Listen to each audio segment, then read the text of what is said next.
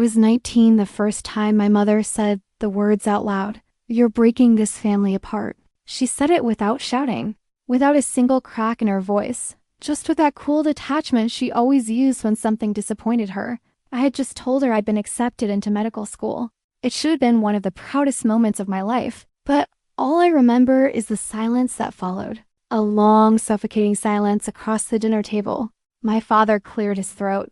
My older brother avoided my eyes, and my mother simply folded her napkin and said she had lost her appetite. I don't think she ever forgave me, not for choosing medicine, but for refusing what she called my responsibility. My family owns a traditional import business, passed down from my grandfather to my father, and expected to fall into the hands of one of us children. My brother had his own ideas. He moved abroad. That left me, the reliable one, the straightest student, the girl who helped with inventory spreadsheets at 12 and translated supplier contracts before prom. To her, I wasn't pursuing a dream. I was abandoning my post, betraying not only her legacy, but her trust. At first, I tried to keep both worlds alive. I visited home on weekends. I helped with tax audits during winter breaks.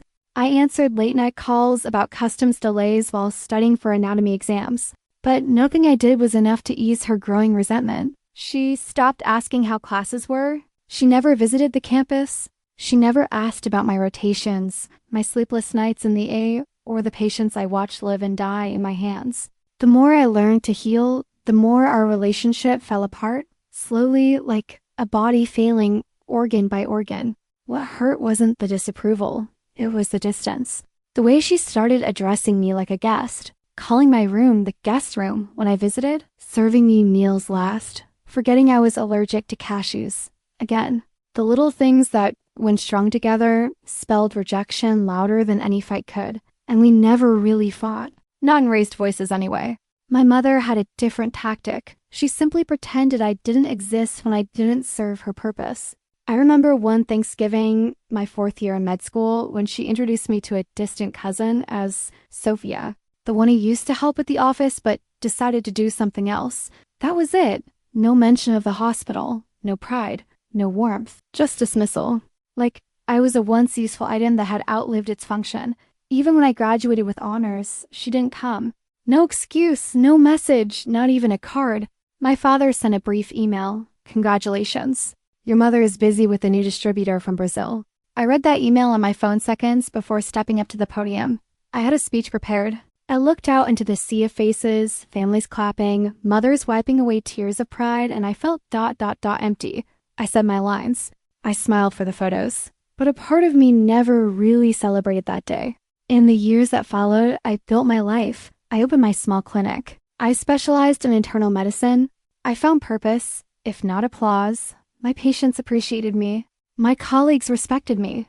I even mentored interns who reminded me of the nervous, determined girl I once was. But I always carried this weight, this invisible thread tying me back to a home where I no longer had a seat. Family dinners became rare. Invitations even rarer. When they came, they were always cold, perfunctory, like RSVP notices from strangers. "We'll be celebrating Dad's birthday at the house. You're welcome to come." That was how they worded it. "You're welcome to come." Not "we'd love to see you." Not "it would mean a lot if you were there." Just a sterile, open-ended formality. And every time, I debated whether it was worth showing up just to feel unwanted. But this time felt different. It was for my uncle's birthday, the only one in the family who used to call me Doc with a twinkle in his eye. The one who snuck me chocolates as a kid and once told me, "You'll do something big, Safi. Bigger than this place." The invitation came through my cousin, not my mother. It simply said, "Uncle would love to see you." It's been too long. That was it. No passive aggression. No guilt trip, just an open door. I hesitated. I had a night shift the day before. One knew I'd be exhausted. I knew I'd probably regret it halfway through, but some foolish part of me still hoped. Hoped that maybe, just maybe, things had softened. That time had smoothed the edges. That a family could be more than history and obligation. Maybe it could be love. I didn't know then what the night would bring. I didn't know I would soon be holding my mother's life in my hands. The very hands she said were wasted on strangers. I didn't know I would hear her heart before I'd ever hear her apology. But even before that night, long before the ambulance and the sirens, I already knew this truth. I didn't choose medicine to rebel. I chose it because I couldn't imagine being anything else. I didn't walk away from my family. I just refused to shrink to fit their expectations.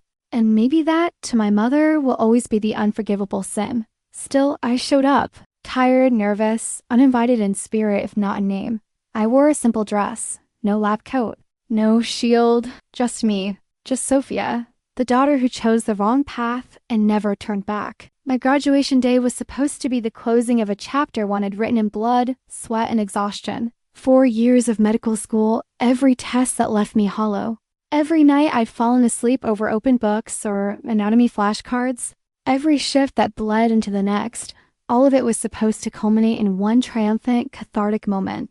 I was told it would feel like crossing a finish line, stepping into the light. But the only thing I remember feeling was cold. It wasn't the weather, it was May and the sun was kind. It wasn't the location either. The university had rented a massive auditorium downtown, with rows of plush seats and banners fluttering in school colors. Families arrived early, carrying flower bouquets, balloons, even hand-drawn posters. They laughed, cheered, waved at their children from the stands. It was all warm, vibrant, except for the part that should have been mine. I kept scanning the crowd. I had reserved 2 seats in the front row, one for my father, one for my mother. I even printed their names and taped them to the chairs. And then I sat alone in the dressing room backstage in my gown, with my mortarboard tilted wrong and my hands trembling, waiting for a door to open that never did. I checked my phone, knowing exactly what I wouldn't find. No messages, no missed calls, no apology. I opened our family group chat. The last message from my mother was from 2 weeks ago, a photo of her standing in front of the family store with my younger cousin, captioned, "At least this one still knows where she belongs." I should have deleted it right then, but I didn't. I just stared at it until the screen dimmed and went black. When they called my name for the valedictorian speech, I stepped onto the stage like an imposter. There was polite applause. Some people whistled, but all I could hear was the echo of silence from 2 empty chairs in the front row. I cleared my throat. I'd rehearsed the speech so many times, memorized it like muscle memory. But in that moment, the words clung to my throat like ash. I started anyway. I spoke about resilience, about failure and perseverance, about how becoming a doctor means learning to live with the sound of your own heartbeat louder than your thoughts during a code blue. I mentioned our first cadaver, our first live birth, our first death. I said we were not the same people who entered those doors 4 years ago, that medicine had changed us at a cellular level. I looked out at the sea of proud faces and said, "We've all had someone who carried us to this point." I hesitated. And sometimes they couldn't be here today. Sometimes they chose not to be. I didn't cry, I didn't tremble. I just let the truth hang in the air. Some people nodded. Others looked confused. But in that moment, I wasn't speaking to the crowd. I was speaking to a ghost, to a shadow that had hovered behind every step I took. When I stepped off the stage, a professor I deeply respected pulled me into a hug. "Beautiful," she said. "Raw, brave." I smiled and thanked her, but the words felt foreign. I didn't feel brave. I felt abandoned. I went home that night to a quiet apartment. There were no flowers on my kitchen table, no photos of proud parents on my phone, just me, a half-empty bottle of cheap champagne I'd bought for myself, and the echo of a voicemail from my aunt asking if I could still help with my cousin's tuition paperwork over the weekend. That night, I pulled my gown from the closet and laid it across my bed. I stared at it for a long time. The fabric felt heavy, like it remembered everything my mother refused to acknowledge. I thought about all the times she used to tie my ponytail before school. The night she sat on the edge of my bed and whispered stories about her father, a man who built everything from nothing, who worked with calloused hands and raised his children to believe in legacy. I wasn't part of that story anymore. I had written a different one, and she didn't want to read it. A week later, I received a card in the mail. No return address, but I knew her handwriting. The front was generic, an image of roses in gold cursive that read, "Congratulations." Inside, 2 lines, "You made your choice." I hope it was worth it. No signature, no warmth, just a confirmation of everything I already knew. That in her eyes, medicine wasn't a calling. It was betrayal. But what she didn't understand, what she never tried to understand, was that it wasn't about choosing between her and medicine. It was about choosing myself, choosing a path where I could wake up every morning and know deep in my marrow that I was doing what I was born to do. The fact that it didn't align with her vision of my future didn't make it wrong. It just made it mine. In the years that followed, I stopped expecting her to clap. I stopped needing her to say, "I'm proud of you." I learned to applaud myself. I learned that healing strangers could sometimes heal parts of me too. And though the empty seat at my graduation haunted me for a long time, I eventually stopped trying to fill it. Because the truth is, I didn't become a doctor for applause. I became a doctor because I couldn't imagine being anything else. And that day, that speech she never heard wasn't just for her. It was for me. It was for every girl who chose a dream over obedience, who dared to walk away from family expectation and into the unknown. It was for the part of me that still wanted her to be proud, but had stopped waiting for it. So when I walked off that stage and into my new life, I carried no flowers, no hugs, no warm embraces. I carried only my name stitched into a degree, and that was enough. 3 years passed between my graduation and the invitation. That's how long it took for my mother to say my name again, at least on paper. The envelope was thick, cream-colored, the kind of cardstock you reserve for weddings, baby showers, or anything worth pretending you care about. Inside, the note was short and clinical. "We're having a family dinner next Sunday. If you can, come. Mom, no, miss you. No, hope you're well." Just 4 sentences that somehow managed to sound like a court summons. It was so unmistakably her, I almost laughed. Almost. I set the envelope on my kitchen counter and stared at it as I sipped burnt coffee between patients. It lay there for days, untouched, as if it carried radiation. Each time I passed it, I imagined the dinner table, the glances, the carefully curated smiles, the way everyone would talk around me instead of to me.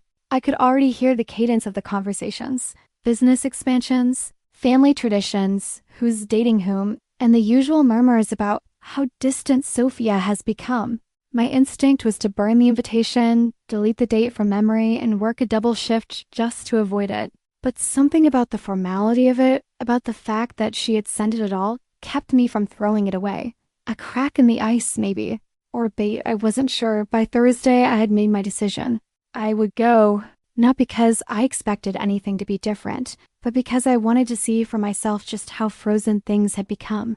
I would walk into that house with my back straight, my chin high and a heart armored in clinical detachment. I would observe them like I did patients. Symptoms, reactions, diagnosis. No expectations, no emotions. The night arrived cold and dry. I wore a simple black dress, nothing flashy, and tied my hair back in a neat low bun, my usual shift look, but with lipstick. I parked 2 blocks away, pretending it was for the walk, but in truth I needed the space to breathe before crossing the threshold of that house. The moment I stepped through the front door, I could tell I'd entered an ongoing performance.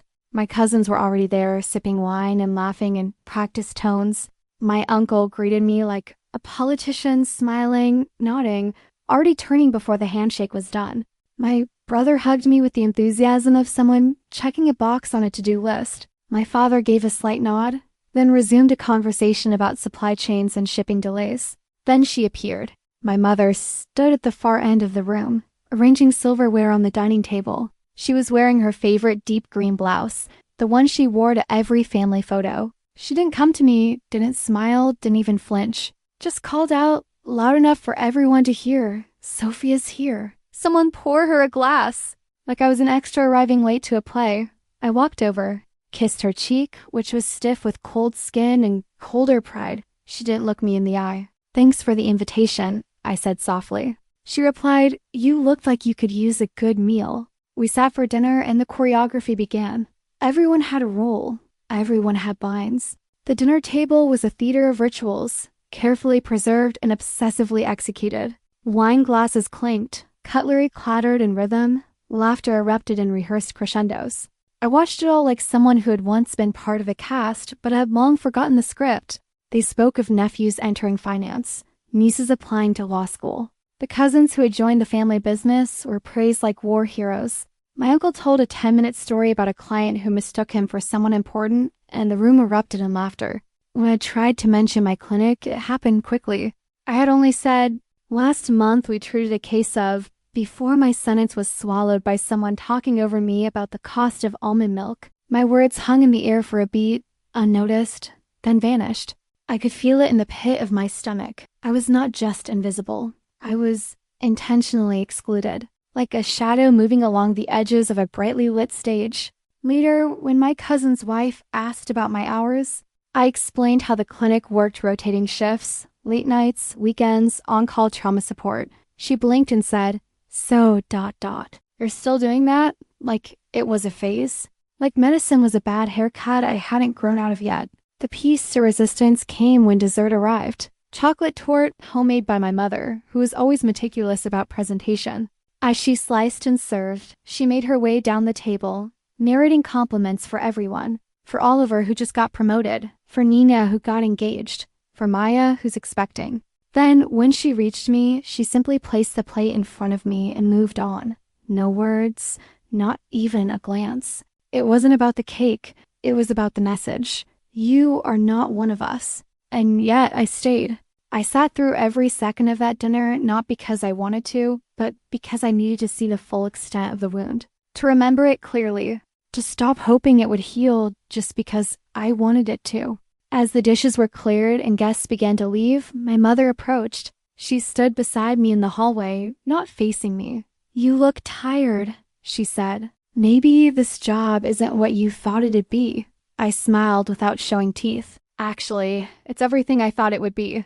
And more." She nodded slightly, still not looking at me. "Well, if you're going to keep doing it, at least don't miss your cousin's wedding.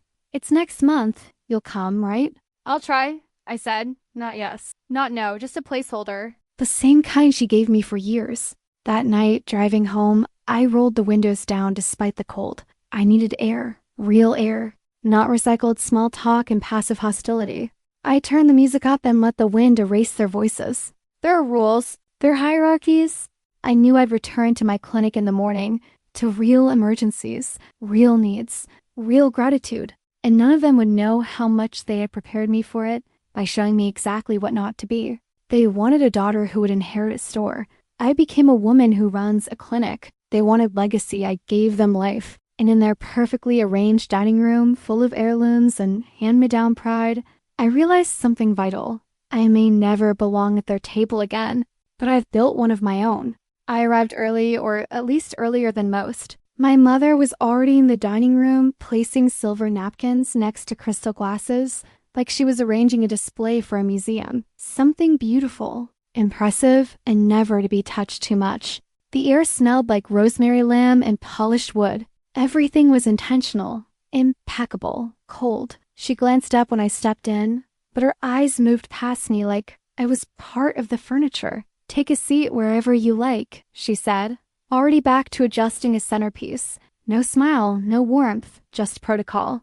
I chose the end of the long table near the window. Not because I liked the view, there wasn't one, but because I needed to feel like I could breathe. As the rest of the family trickled in, coats came off, kisses were exchanged, and wine glasses began to sing with delicate clanks. The room filled with voices I knew too well, voices that I carried through all my childhood birthdays and holidays, but really landed on me. I could feel it almost instantly. The shift, the subtle energy of presence and absence all at once. I was there, physically occupying space at the family table. My coat was hung, my name written on the place card. And yet, in the glances that skimmed past me, in the way people started and ended conversations without looping me in, I felt as though I were a ghost occupying a body. When I tried to join the conversation about renovations someone was doing in their house, my comment was met with a polite, followed by an abrupt change of topic. When I laughed at something mildly funny, the person across from me didn't even look up. When my cousin asked who had seen the latest documentary on healthcare, and I began to answer, he interrupted with, "Oh, wait, Uncle Tony has a story." And that was that. I was surrounded by people who had known me my entire life, and yet they didn't know a thing about who I was now, or maybe they just didn't care to find out. When my cousin Nina, glowing with her third pregnancy, began talking about baby names, everyone leaned in. My aunt asked if she considered naming the baby after someone in the family. I smiled softly and offered, maybe something timeless, like Elena or Grace. Nina blinked at me and then turned to my mother. We were thinking of Victoria, actually. Classy, right? No one acknowledged I'd spoken. That was the moment I saw it. My mother watching me. Not looking. Watching. Like she was waiting for a reaction. Some sign of bitterness or hurt she could catalog as another reason I didn't belong. But I didn't give her that. I simply took a sip of wine and nodded, as though I hadn't spoken at all. And then it came. The moment of casual cruelty wrapped in velvet. "Did you hear?" someone said. "That Sophia opened a clinic?" A few heads turned. "In the city, I think, somewhere busy." My mother, still slicing the roast at the head of the table, didn't even pause. She said, dry as dust, "Yes, I heard. Quite the adventure, I'm sure." The word adventure hit harder than she knew. It was the same word she used when I was 15 and said I wanted to volunteer at the hospital instead of working at the store. "You and your little adventures," she'd said. "Grow up." One of my uncles chimed in, "Must be exhausting, right?" All that blood and stress. "Can't imagine why anyone would choose that." Someone else added, "I faint at the sight of a needle." "You're braver than I am." Laughter rippled around the table, gentle and good-natured. I smiled back, but it didn't reach my eyes. And then, like clockwork, someone brought up the family business. My brother had taken over a regional account. My cousin was managing imports now. There was talk of legacy, of keeping it in the blood. They spoke like royalty, tracing a lineage of power, each name a stone in a monument built over decades. And Sophia, my mother added with a sharp edge wrapped in a neutral tone, had other plans. A chuckle. A fork tapped a plate. A knowing silence fell. I could feel it pooling like water around my ankles.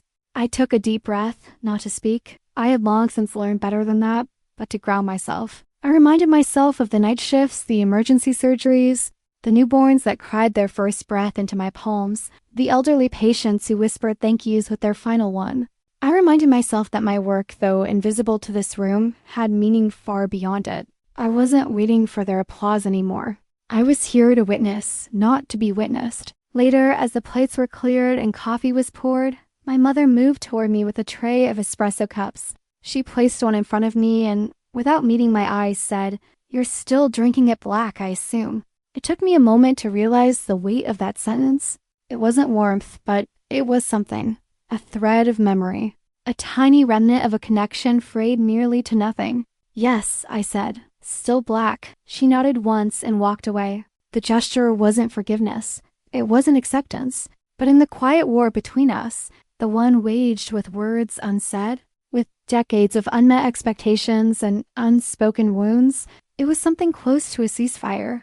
I sat there, cup warming my fingers, eyes scanning the room of people who thought they understood family. And I realized something I hadn't allowed myself to feel in years. Maybe I didn't need their validation.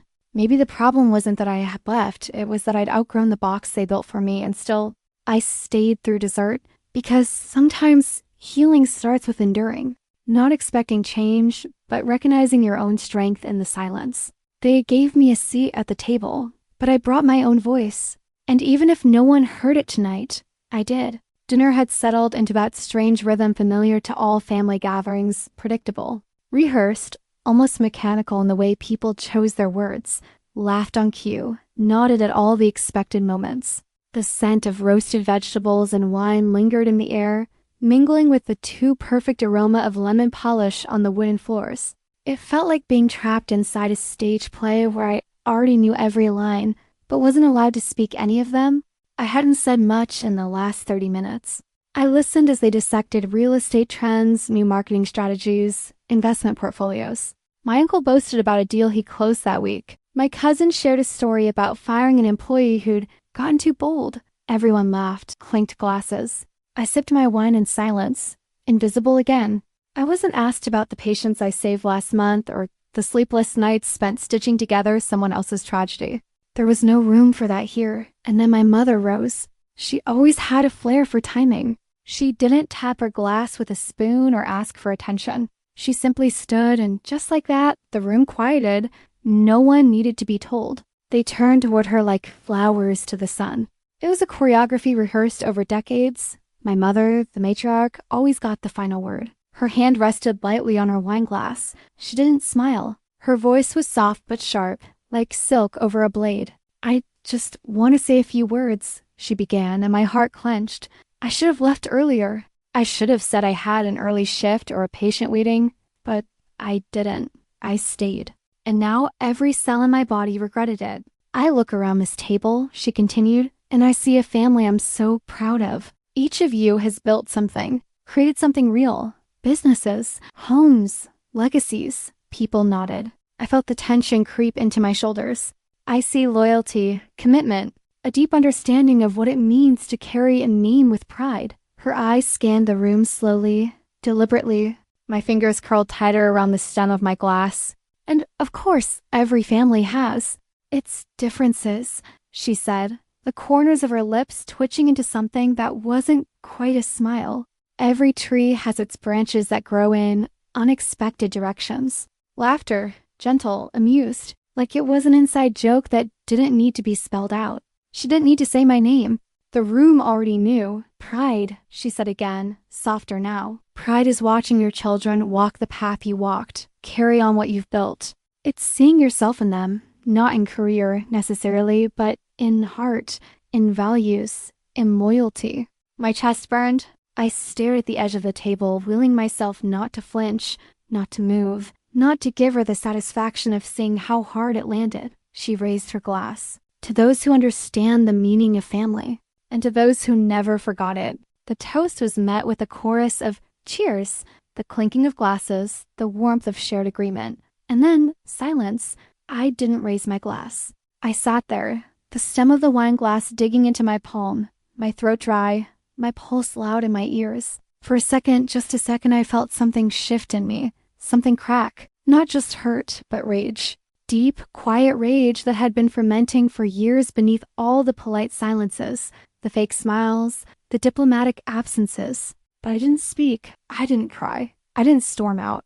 I just sat there, staring at the woman who had given me life, and then spent the better part of it making sure I knew that my choices had made me unworthy of her approval. And then something happened. It started small. My mother's hand moved slightly toward her chest. At first, I thought she was brushing away a crumb or adjusting her necklace, but then her brow furrowed, her mouth twitched, and her body, normally so composed, so upright, wobbled. The wine glass slipped from her fingers and shattered against the hardwood floor. Everyone turned. Conversations halted mid-sentence. A breathless silence took over the room. Then she collapsed. The chair scraped back violently as she fell to the ground. Panic erupted. Someone screamed. My father shouted her name. Chairs flew back. Dishes clattered. My aunt froze, her hand hovering over the table. My brother reached for his phone but fumbled it. No one moved toward her, except me. I stood fast. Instinctively, my body already in motion before my brain caught up. "Move!" I shouted, my voice cutting through the confusion like a scalpel. "Clear the space." No one argued. They stepped back, startled. I was already on the floor, checking her pulse, feeling the cold sweat on her forehead, the paleness of her skin, the irregular rhythm of her breath. I tilted her head, checked her airway, started CPR. Someone call an ambulance. Now, I didn't see who did it. I didn't care. Time became a blur. There was no family, no resentment, no history. Just a body shutting down in front of me and a daughter who knew how to save it. I counted compressions in my head, checked again for signs of rhythm, repositioned her, adjusted the angle. My fingers worked with precision. My mind ran on protocol and muscle memory. My voice stayed calm even as my heart screamed. And the whole time, she didn't open her eyes. For those few endless minutes, she was a patient, just another life on the edge of slipping away. And I was the only one who could hold on. When the EMTs arrived, I stepped back only long enough to let them assess. I gave them the vitals I gathered. I didn't cry. I didn't tremble. I was a professional. But inside, I was breaking. Not because I was scared, but because for the first time in my life, I didn't want to be right. I didn't want to be the only one who could do something. I didn't want to prove my worth through my mother's collapsing heart. But here we were. They loaded her into the ambulance. I climbed in without asking. No one stopped me. No one said a word. The ride to the hospital was silent.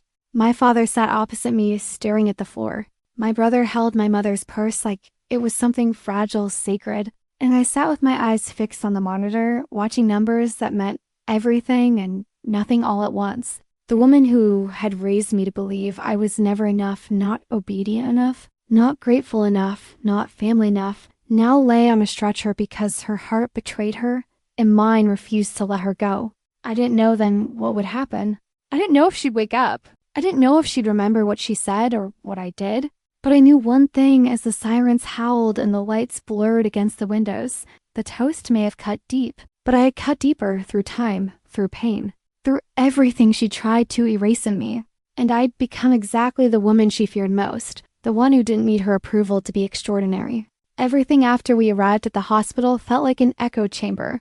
I had walked through these same sliding doors hundreds of times, seen the same blue-gray walls, heard the same rhythm of urgent footsteps, and the beep of distant monitors. But that night, everything was distorted, like walking through fog where every sound hit with a strange delay. Familiar yet wrong. I wasn't arriving as Dr. Sophia tonight. I was arriving as a daughter, carrying her mother's life in trembling hands and an aching chest. I didn't speak as they wheeled her in.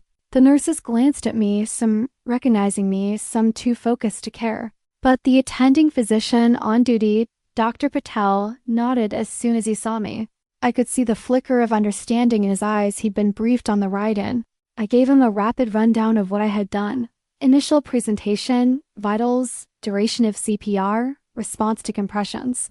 I gave the information without emotion, like it wasn't my own mother lying there unconscious, but just another case I'd picked up in the air rotation.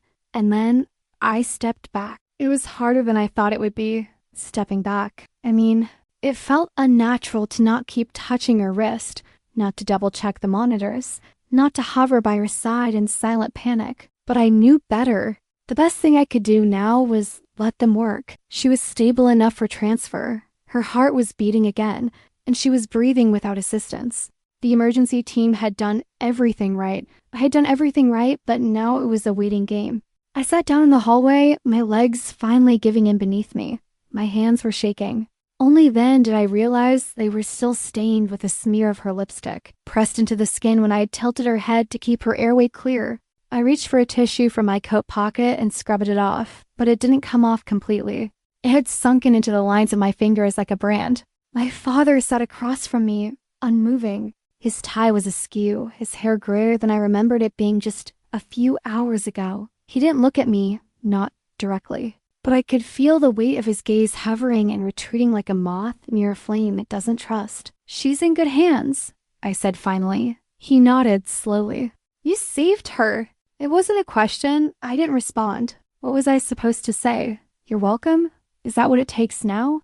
A cardiac arrest and a public collapse for someone to acknowledge I exist. No, I swallowed it down. "You always were stubborn," he added after a long pause. "Just like her." That made me look at him. His eyes were tired, but not cruel, just old. Tired in the way people become when their certainties are cracked wide open and something more human seeps in. "She pulled through," I said, but it came out quieter than I meant. And then we waited. The hallway remained mostly empty. The hum of fluorescent lights, the only consistent presence. I watched nurses pass by with 4 bags, residents scrolling through notes on their tablets, janitors pushing carts with slow precision. Life kept moving around us, indifferent to the seismic shift that had just torn a fault line through my family. At some point, one of the nurses offered me coffee. I took it and barely drank it. An hour passed, maybe 2. Finally, Dr. Patel emerged from the double doors. His expression was neutral, professional, but his tone was kind. "She's awake." I stood so fast the coffee slipped from my lap and splashed onto the floor. I didn't apologize, didn't notice the stains spreading. All I heard was the pounding of my heart in my ears as I followed him. The ICU room was dimly lit. My mother was propped up slightly in bed, an oxygen tube under her nose, an IV line running into her arm. Her hair was disheveled, and her eyes, those eyes that had always been so sharp and cold, were glassy, confused. She didn't see me at first. She was looking past me, then down at her hand, as if unsure what it was doing there. I stepped into her line of vision. "Hi," I said. She blinked, and then she said it. "Was it you?" Her voice was barely more than a breath, cracked and raw, but I heard it. "Yes," I said, keeping my tone soft. She didn't cry. My mother wasn't the crying type, but something in her face shifted. The hardness dissolved just slightly. not into warmth. Not yet, but into vulnerability. Like, for the first time, she understood the weight of being mortal, of needing someone, of not being able to command her way out of her own body failing her. "I'm still here?" she asked. "You are." Silence. It stretched long, longer than I could bear, until finally she closed her eyes and said, "Thank you." 2 words. That's all, but from her, it felt like a dam cracking. "I'm going to let you rest," I said gently. "I'll be outside." She didn't respond, but she didn't turn away either. That was enough for me. Back in the hallway, my legs buckled again, but this time from something else. Relief, maybe. Or exhaustion. Or grief I hadn't let myself feel for years. I didn't cry. Not really. Just let the tears slide out silently and disappear into my lap. Later, my brother arrived. He looked startled to see me, then unsure, then finally just grateful we sat together. He asked a few questions. I answered. For the first time in a long time, it felt like we were just 2 siblings trying to make sense of a world that had flipped upside down. The family arrived in waves. Aunts, uncles, cousins. Some stared. Some offered awkward half-smiles. No one said anything cruel. No one dared. Eventually, the nurse told us visiting hours were over. I left with my coat half-buttoned, the air outside biting at my skin like punishment for caring so much, but I didn't regret it. Not for a second. That was the moment everything changed. Not because she had a heart attack, not because I had saved her, but because the roles we had clung to all our lives, obedient daughter, disapproving mother, family disgrace, rogue medic, they all cracked open in that hospital hallway and spilled into something raw and real. And maybe, just maybe, we would start again, not from love, but from truth. There's something unnatural about sitting in the back of an ambulance when the person on the stretcher is your mother.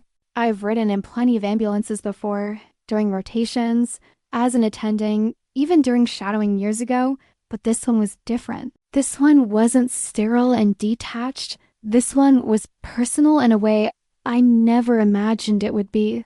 I was sitting across from a woman who had spent most of her life looking through me, and now I was watching her breathe as if each rise and fall of her chest might be her last. The EMTs were doing their job, checking vitals, logging everything into the system, keeping her stable. I heard one of them mention my name softly, probably to confirm who I was. They didn't ask questions aloud, but the air was thick with them.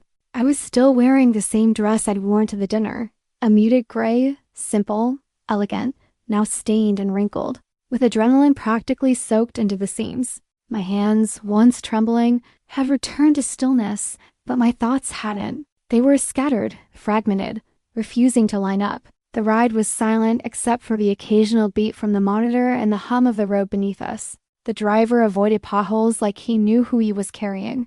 I stared at my mother's face the whole time. She looked peaceful, which was ironic. The woman who'd been a storm in my life now looked like she was just sleeping. For a moment, I felt like a child again, wanting desperately to be noticed, to be held. But there was no warmth in those memories, just a longing that never quite faded. My father rode up front.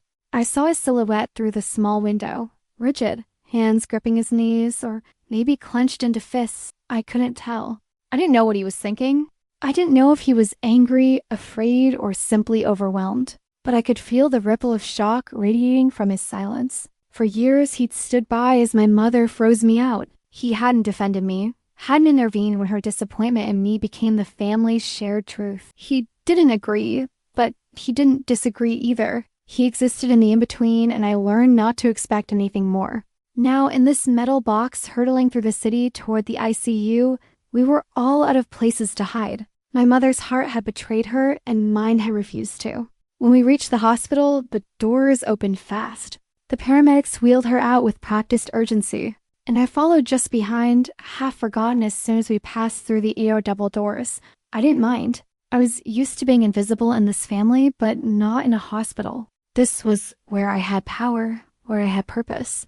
The staff moved quickly, and when they saw me, many nodded, eyes filled with that mixture of concern and recognition.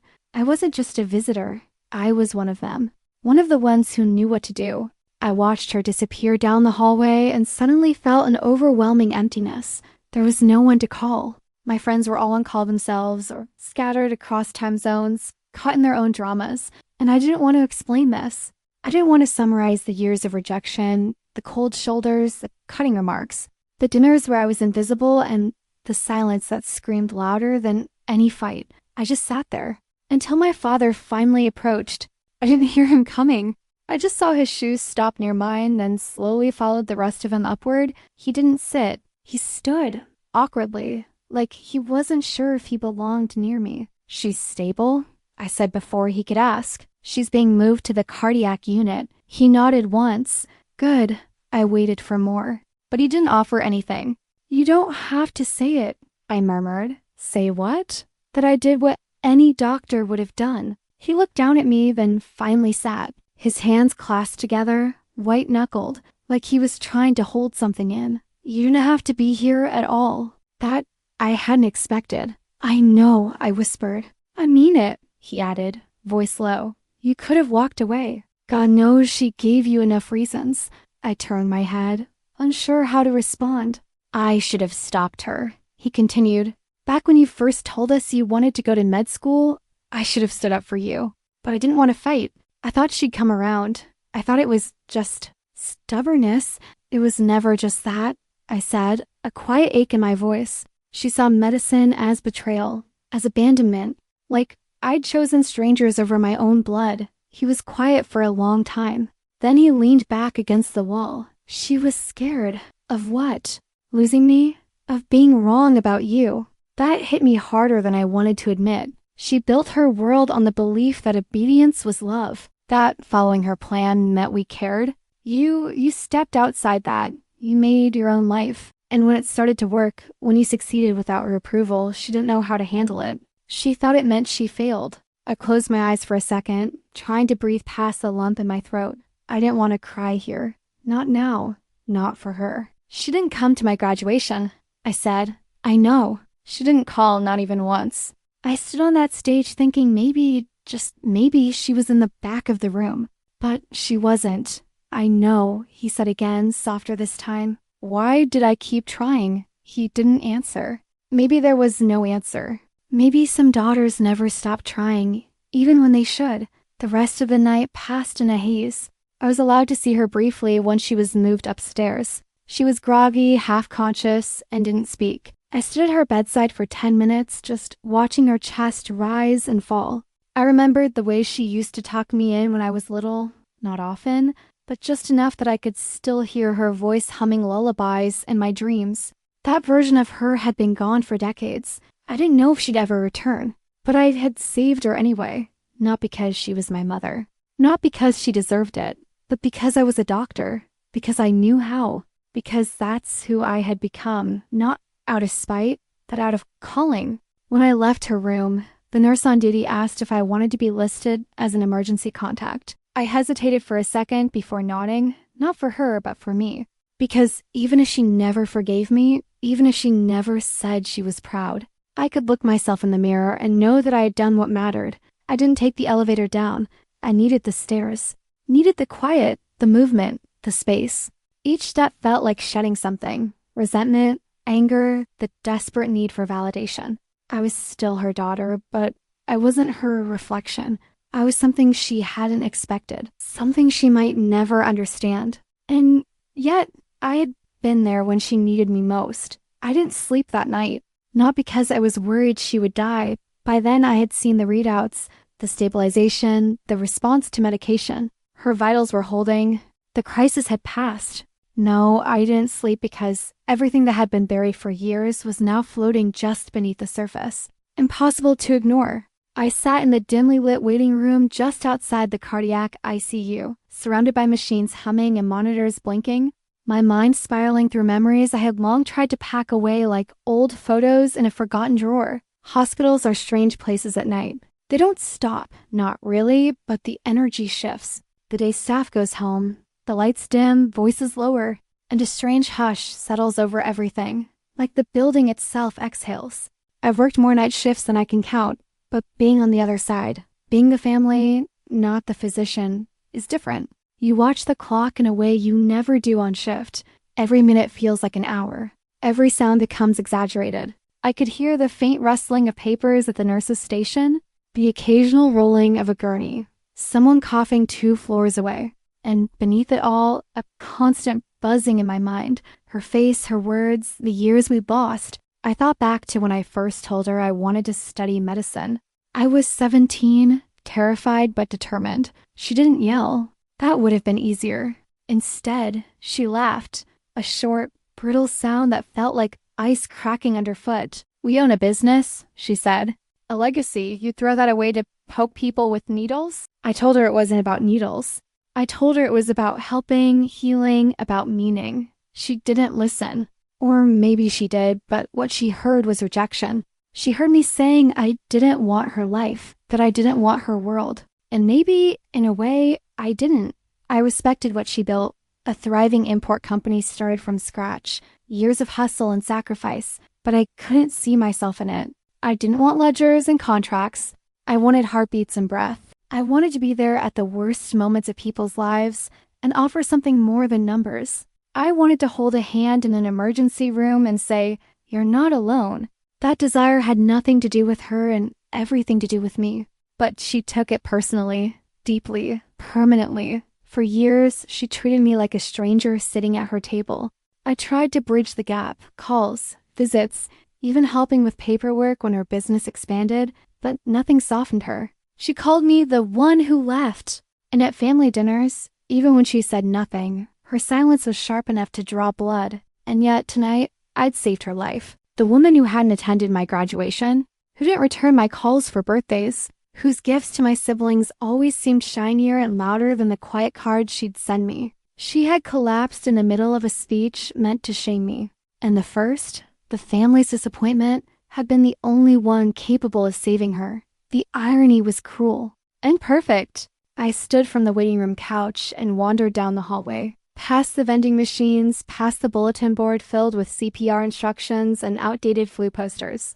I found myself outside the observation window of her room. She looked smaller in the hospital bed. Not weak exactly, but less towering.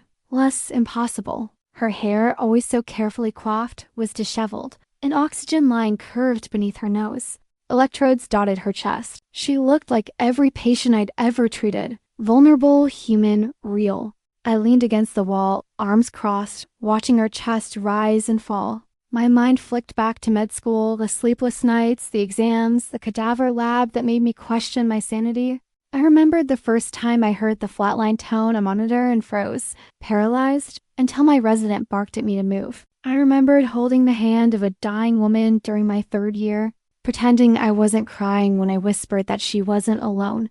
And all the while, I craved some sign that my mother saw me, that she understood what I was trying to become. That maybe, despite everything, she was proud. She never said it. Not once, and still, I'd shown up tonight, I'd answered the message. I'd dressed like someone who didn't dread going home. I'd smiled, nodded, endured the dinner, right up until her heart failed. Was it instinct that made me leap from my chair? Or something deeper? Something unresolved, unfinished? I didn't know, I still don't. But what I do know is that I acted. I acted because I'm a doctor. Because no matter how personal it was, in that moment, the training took over. The responsibility, the promise I'd made, not just to the profession, but to myself. People think medicine is all science. It isn't. It's emotion layered under protocol. It's empathy buried beneath years of memorized anatomy. It's memory and love and regret and hope, all swirling in your chest while your hands do what they were taught to do. And as I stood there, watching the mother who had never forgiven me for choosing this path, I realized something unexpected. I didn't regret any of it. Not the distance, not the pain, not the hard years. Because they led me here. They led me to the night where, despite everything, I didn't hesitate.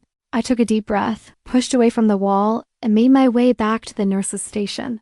I asked the night nurse on duty if there were any updates. She smiled kindly and said my mother's numbers were improving.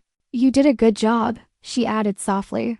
I thanked her, but I didn't feel proud. I felt settled, like a piece of me that had been floating for years finally landed. I returned to the waiting room, this time calmer. I sat, closed my eyes, and thought about all the times I almost gave up. The times I almost changed my major, almost skipped clinicals, almost didn't answer the family dinner invite. but I didn't. I had stayed the course. And that course had led me here to a moment where I didn't need anyone's approval to know I mattered. Because even when my mother didn't see it, I did. I had become exactly who I needed to be. It was sometime after 4 in the morning when a soft knock on the waiting room door pulled me from the fog of restless thoughts. I hadn't fallen asleep, not really, just drifted in and out of memory, staring at the ceiling as the hospital hummed quietly around me. The night nurse, a woman maybe 10 years older than me with soft eyes and a practiced calm, stood in the doorway and said, "She's awake. She's asking for you." The world didn't tilt or pause like I thought it might. I just stood, my body moving before my brain had caught up. I followed her down the hall in silence, past that same vending machine I hadn't touched, past the framed posters about cardiac health that felt like cruel punchlines now. The walk to her room felt both too long and too short. I wasn't sure if I was ready. I wasn't sure what I even hoped she'd say. The door was ajar. The lights were dimmed to a soft golden hue, casting a gentle glow over the machines surrounding her bed. She looked smaller than before, if that was possible, thinner, paler, like the very weight of her disapproval had been lifted from her shoulders. Her eyes were open, scanning the ceiling, unfocused at first. When I stepped in, they slowly drifted toward me. For a moment, I couldn't tell if she recognized me. But then her lips parted and a single word came out. "Sophia?" Just my name. No sharpness, no demand, no bitterness. Just a question. A fragile thing hanging in the sterile air between us. I nodded, stepping closer. "Yes," I said, my voice quieter than I'd expected. "It's me." She blinked slowly. Her breathing was measured, the oxygen lines still hooked gently beneath her nose. Her fingers twitched beside the sheets, like she was trying to reach for something, but unsure whether she had the strength. Her gaze didn't leave mine. "Was it you?" she asked. I knew what she meant. I didn't ask for clarification. "Yes," I said again. "I was the one who helped you. It felt so clinical, so small compared to what had really happened, but I couldn't bring myself to say saved. Not to her, not yet. She closed her eyes for a long beat. I thought she might fall back asleep, but then, barely above a whisper, she said, "I remember your hands on my chest, the pressure, and your voice, telling everyone what to do." Her eyes opened again, this time with more focus, more weight. "You knew exactly what to do," she said. I stood there, unsure what to do with the knot forming in my throat. "That's kind of the whole point," I said, trying to smile. 12 years of school and training. She didn't smile back, but her lips pressed together like she was trying to hold something back. A thought, maybe a tear. "I always thought you were running away." I leaned against the wall, folding my arms to hide the tremble in my fingers. "I wasn't," I said. "I was running towards something. You just couldn't see it." Silence settled again. Not cold, not hostile, just heavy with everything unspoken between us. For years, we had been dancing around each other, two people tethered by blood but divided by expectation. And now, in this fragile space between life and death, all the noise had quieted. What remained was raw, real. "I was proud of you," she said suddenly, voice cracking. "I just didn't know how to show it. You were so determined, so far away. Every time I thought of reaching out, I told myself you didn't need me." I swallowed hard. "I didn't need your approval, but I wanted your support." I know. It was the closest thing to an apology I would ever get from her, and I took it. Not because it was enough, but because it was honest, vulnerable, and in that moment, that was worth more than any grand gesture. She shifted slightly, wincing as a monitor beeped softly in response. "I saw your speech," she said after a moment. "That caught me off guard." "What?" "Your graduation speech. Someone recorded it, your aunt sent me the link, I watched it. Months after, you said medicine was about showing up when no one else could. That people needed someone steady in the worst moments of their lives." My breath caught. She turned her head slowly toward me. "You showed up for me when I was at my worst." I nodded, unable to speak for a moment. My throat burned. "I'm sorry I wasn't there for you," she added, eyes glistening. "Not just at the ceremony, but in the years before. I thought I was protecting the family business, the legacy. I didn't realize I was pushing you out." A single tear slid down her cheek. I moved to her side, gently brushing it away with my thumb. Her skin was warm, her pulse steady beneath the machines. "You don't have to say all this now," I said softly. "You need to rest." "No," she said, with more strength than I expected. "I need you to hear it, because I don't know how much time I have left, and I don't want the last thing between us to be a dinner where I mocked you." I held her hand then, for the first time in years, not out of duty, not out of procedure, but because I wanted to. Because she was my mother. Because despite everything, I still loved her. "You have more time," I whispered. "You're going to be okay." She closed her eyes, breathing slow and even. "Because of you," she said. I sat beside her as she drifted off again, her fingers still curled around mine. Outside, dawn was starting to break, a soft pink glow creeping over the horizon. The hospital stirred awake, nurses changing shifts, doctors making rounds. But for once, I wasn't part of the staff. I was just a daughter. And my mother, the woman who never forgave me for choosing a different path, had finally, quietly, painfully, started to let go of the hurt. And for the first time, I didn't feel like I had to prove anything. I had done what I was meant to do, not to earn love, not to win validation, but because I knew who I was. And in that room, in that moment, so did she. The following days unfolded like slow motion film. Every moment stretched, every word from my family measured, as though they were learning to speak a language they'd never cared to study before, one where I was not invisible. The hospital released my mother on a Wednesday. The sky was overcast, a pale gray, the kind of color that feels like waiting. I stood near the exit as the discharge papers were handed over and watched her grip the nurse's hand like a lifeline. She was exhausted. Her body was thinner, slower, her voice more brittle, but her eyes, those same eyes that I once sliced through my choices with cold precision, now held something I hadn't seen in years, a softness that wasn't pity and a silence that wasn't contempt. We didn't speak on the way home. My father drove. My brother rode in the back, texting on his phone, too uncomfortable to meet my eyes. I sat in the passenger seat, listening to the ticking of the turn signals and the soft hum of the engine. Nobody said thank you. Nobody acknowledged that I had saved her life just days before, and I didn't ask for it. I didn't even want it. I just wanted peace. When we pulled into the driveway, I stepped out before anyone else and stood staring at the house. It looked smaller than I remembered. Maybe it always had been, or maybe I had just outgrown the need to belong inside it. Later that evening, a group message lit up on my phone.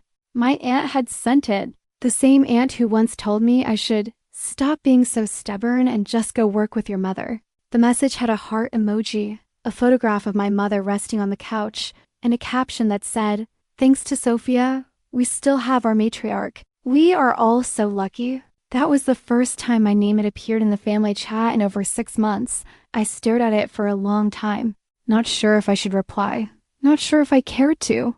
The truth was, I hadn't become a doctor to prove anything to anyone, not even to her, not even to myself. I had chosen medicine because when I held a scalpel, when I read a chart, when I listened to a heartbeat, the world made sense. The chaos narrowed into something manageable, something I could hold. It was never about rebellion. It was about purpose. But that night, when I walked alone through my apartment, the shelves lined with medical journals, the tables still cluttered with patient notes, the coat I hadn't had time to hang up, I realized something. Maybe I had proved something. Not with degrees or accolades, but with presence. With the simple, undeniable truth that when everything collapsed, I was the one they needed. Not the obedient daughter. Not the heir to a business I never believed in. But me. The silence from my mother in the days that followed wasn't hostile. It was tentative, uncertain, like she was learning how to build a bridge but still afraid I might not cross it. I didn't rush her. I didn't expect flowers or cards or tearful apologies. I just wanted something real. One evening, almost a week after she returned home, I got a phone call from her. It lasted exactly 1 minute and 48 seconds. She said she was doing better, that the doctors were pleased with her progress. Then she paused and said, "They said whoever helped me knew what they were doing." I replied simply, "I'm glad they think so." Another pause. Then she said, "Thank you, Sophia." Her voice cracked a little on the second word. Before I could respond, she added, "I know it wasn't easy." And just like that, the line went dead, but it was enough. It was never about her seeing me with pride.